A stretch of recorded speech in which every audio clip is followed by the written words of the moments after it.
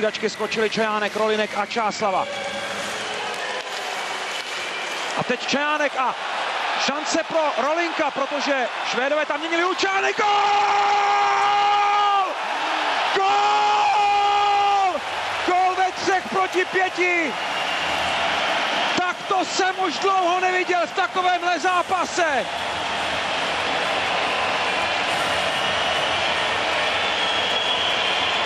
Oslabení ve 3-5, to je nevídaná záležitost na mistrovství světa na tož takovémhle utkání. Petr Čajánek snižuje na 1-2. Neuvěřitelnou chybu udělali Švédové, jednak na útočné modré, jednak hráli ve 4, oni tam neměli toho pátého hráče, ten naskočil na poslední chvíli.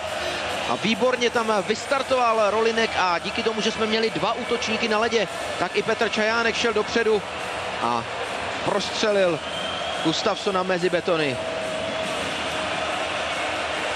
Wow, tak to je obrat.